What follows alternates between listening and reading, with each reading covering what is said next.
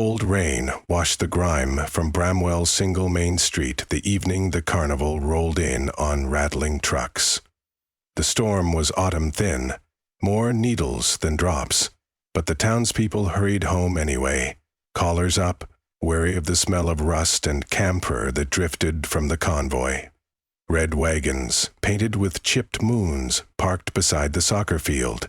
Creaking rides unfolded like iron blossoms. By nightfall, colored bulbs twinkled above muddy grass, and distant calliope music wandered through the alleys like a drunk, sometimes merry, sometimes menacing. Mira Duval stood at her bedroom window, chin on the heel of her hand, watching the Ferris wheel halo itself in blue light. She was 23, newly returned from a failed stretch at university, and restless in a house that now felt too small for her unfinished desires. The carnival's sudden arrival was a question flung against her static life. Why stay if strangeness waits outside?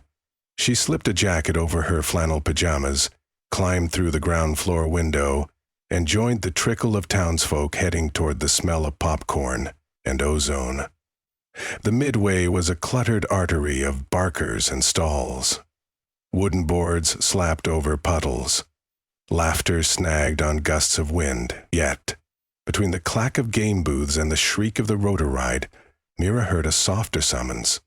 A bell chime, deep and musical, as though struck underwater. She followed it beyond the sugar dust haze to a tent the color of dried blood. A hand-painted sign leaned against a post. "See the hidden self, Madame Moviria." Oracle of shards below, in cramped white letters. One token buys a single glimpse. Two buys a gift you can never return.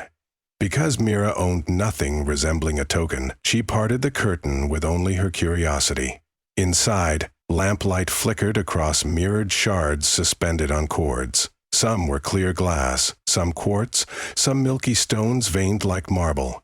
They rotated slowly in invisible drafts, casting trembling constellations on the red silk walls.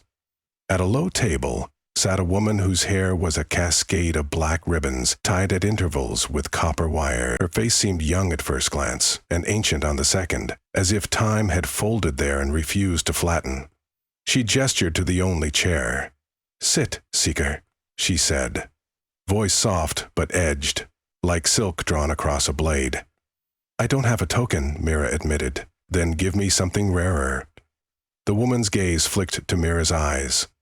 "A secret you've told no one." Mira almost laughed. Then she surprised herself by speaking. "I don't know what I want to become, and am terrified there's nothing to become." Madame Mavier inclined her head as though accepting a precious coin. "A fine payment." She reached beneath the table and withdrew a lacquered box inlaid with mother of pearl. When she opened it, two small spheres rolled forward, glowing faintly from within. Crystal, but with swirling clouds like storm glass. "The shard eyes," the fortune-teller said. "One glimpse each. Place them on your eyelids before sleep, and in dreams they'll settle behind the iris. By dawn, they'll show you the seams of the real. Yet stitches cut both ways. Truth may not spare the one who wields it." Mira's skepticism battled wonder, but wonder won. She cupped the cool orbs, thanked the woman, and left before second thoughts could sprout. That night she lay in bed, placed the crystals against her closed lids, and surrendered to darkness. Sleep came like a tidal pull. She dreamed of mirrors cracking outward from a single point of light. When morning pried her awake, the shard eyes were gone from her palms, but her vision shimmered colors too bright, edges too precise. Dust motes hung in the air as geometries. She blinked. The images remained. Downstairs, her father stirred coffee. As he turned, flesh evaporated from his frame. Bones gleamed damply beneath a transparent sheath. Ligaments twisted like puppet strings into the ceiling, where, far above, vanished hands manipulated a delicate unseen cross. Her father's jaw clacked, opened soundless at first. Then words emerged, ordinary but disconnected from the ghastly display. "Morning, pumpkin." Mira backed against the fridge. She saw not one marionette but two. Her mother lumbered in, skeletal plates hinged with pink cartilage, eyes dull beads threaded on wires of optic nerve. Every gesture had a half-second stutter, as though waiting for instructions from distant fingers. She squeezed her lids shut, counted to 10. When she looked again, the nightmare persisted. The only difference was the bloom of panic now warping her breath. Outside, Bramwell teemed with bony automata. Children clattered across sidewalks like macabre wind-up toys. The mayor reduced her white ribs in a grin, shook hands with constituents while his spine bowed at impossible angles, governed by strings that glittered faintly in sunlight. Nobody else seemed aware of their condition. Only Mira's own limbs remained intact, warm with living meat, free of strings. She walked among them, an unmasked girl in a town of puppets. At the library, she confronted her friend Jenna, hoping for normalcy.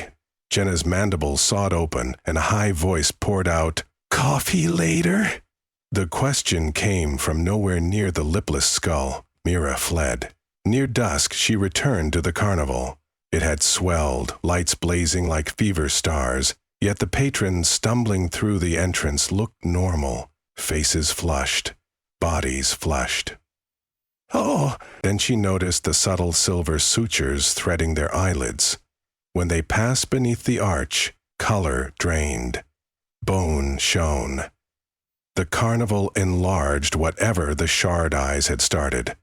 Suddenly she understood why no one screamed. The truth revealed itself only to those gifted or cursed with the lenses. Mira ducked behind a booth and clawed at her eyes. Though there was nothing tangible to remove, pain razored across her vision. For a heartbeat, the strings snapped, the skeletons collapsed, and a normal world quivered into view. But it blurred, recoalesced, and the veneer shattered again into bones and wires. She bit her fist to keep from moaning. "I wondered when you'd return," said Madame Mavier, appearing beside the tilt-a-whirl queue. Her silhouette was intact. No bones, no strings. Flesh, fabric, everything solid, most do.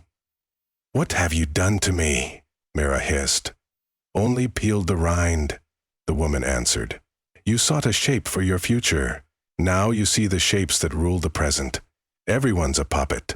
Most, yes. The shard eyes edit no truth. They erase the comforting lie." Mira scanned the grounds. Marionettes, all save Mavier. "Why not you?" The fortune-teller considered. "Because someone must steady the mirror." She beckoned. "Walk with me, and I'll explain the unseen hands." They moved behind the tents to a wagon circled by weeping birches. Inside, lanterns illuminated shelves crowded with ocular oddities. Glass beads, fossilized nautilus shells, black pearls, each reflecting a pinprick of white. "Long ago," Munir began, "I served a guild committed to piercing illusion. We believed knowledge freed mortals from subtle tyrants, gods, devils, indifferent algorithms of fate, call them what you like. We forged shard eyes from caves where reality fissures. The crystals drink the hidden spectra and embed them in human perception." She plucked a shard from a velvet pouch, but truth is toxic in large doses. Most who wear these go mad within months. They see the strings but cannot cut them. They live knowing free will is a parlor trick. The guild fractured over that cruelty.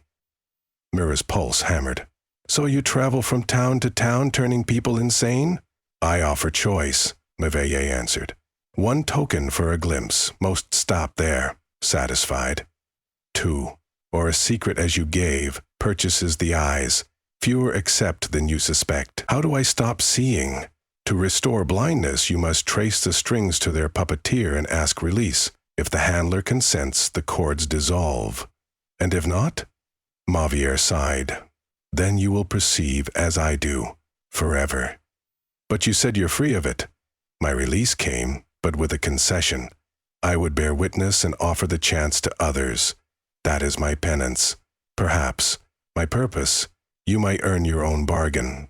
Mira rubbed her temples. From the doorway she spied through tent fabric the skeletal silhouettes queuing for cotton candy. Their strings terminated far above the carnival lights, fading into a sky opaque with cloud. Where do they lead? She asked. The overstage, Mavier said. That's not an answer. It is the only name I know. Some call it the loom, others the algorithm. We know its presence by tension on the threads. Mira swallowed. Take me there. The oracle shook her head. No road, no ladder ascends. The path is vertical only to the sighted. In truth, distance is a metaphor. You must enter the inner stage, the one behind snowfall of perception. Mira stared blankly. Mavier placed 2 fingers on Mira's sternum. Follow the string, anchored in your own heart. Turn inward until inward becomes upward. If you're granted audience, plead your case. Oh. Intend it, she said. The simplicity offended Mira's intellect, but options were scarce. She thanked Mavier, stepped outside into carnival chaos, and sat cross-legged beneath the Ferris wheel. Rain started again, soaking her hair. She closed her eyes, felt around the warm dark for the slight tug beneath her breastbone. There, an almost musical tension. She imagined it extending, diaphanous and strong, up through cloud flame. She let her mind climb. The world fell away with a soft snap. She stood, or didn't, in a place without geometry, a dimness threaded by a billion silver cords. They intersected, vibrated, braided, parted. When one moved, others answered in distant harmonic shivers. At the center hovered a shape shifting faster than comprehension. A hand, then a glyph, then a burning lattice. Ascending frequencies of intent, Mira's string thrummed, drawing her toward the gestalt. She felt no fear, only piercing clarity, like frost on nerve endings. Words manifested directly in awareness. Why break the dance? She replied without mouth or tongue. Because I never agreed to dance. Agreement irrelevant, motion is truth. Then truth enslaves. Silence. Then desire modification. I want autonomy. Release every being who seeks it. That is many revisions. Is it possible? Yes. With sacrifice, name it. Your strand must remain. Anchor for change. You will lose certain illusions of individuality. Explain. You will perceive threads but not dance within them. A lantern among marionettes, witness and mend, ever restless, never controlled. Consent? Mira hesitated. It sounded like exile from comfort, yet comfort had already burned away. She imagined Bramwell freed, neighbors waking into agency. She imagined herself guiding them through the shock. It might be a life. I consent.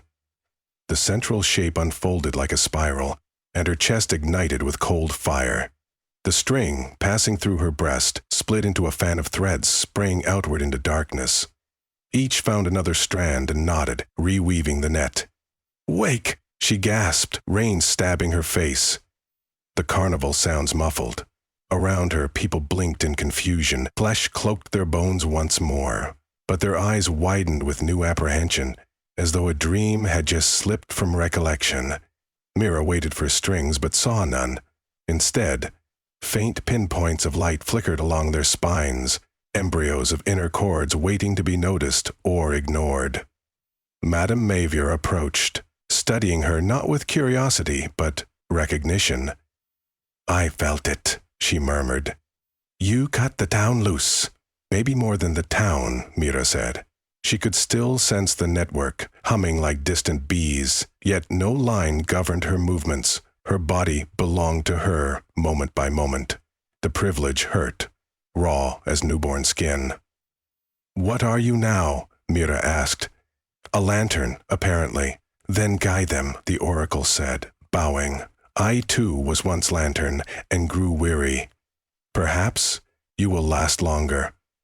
Mira exhaled. The midway sputtered to life again, as power cycled after a brief outage. Music restarted. Children laughed, unaware of the dimension just shed. For most, autonomy would feel like ordinary morning. Habit would mask their liberty, maybe forever. But if any questioned the tug beneath the breastbone, a new lantern might appear, Mirror or someone like her, to explain the cost of seeing. 2 days later, the carnival rolled away early, leaving muddy ruts and a scattering of torn tickets. Nobody remembered visiting the blood-red tent. No one found trace of Madame Mavier. Yet in Bramwell, subtle changes bloomed, old grudges thawed. The mayor resigned, citing a sudden appetite for genuine choices. Mira took a job at the library, then turned it down to study sculpting in the city. Her parents blinked at their daughter's unpredictability, then examined their own lives and made small alterations.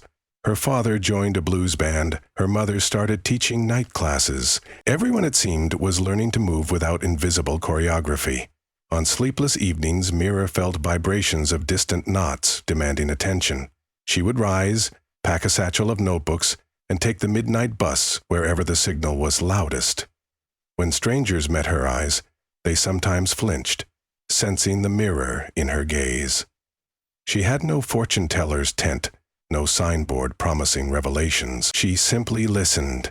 If someone confessed a secret desire for change, she stayed beside them during the inevitable cracking of illusions, until they too could stand neither as puppets nor puppet masters, but as something trembling and upright human.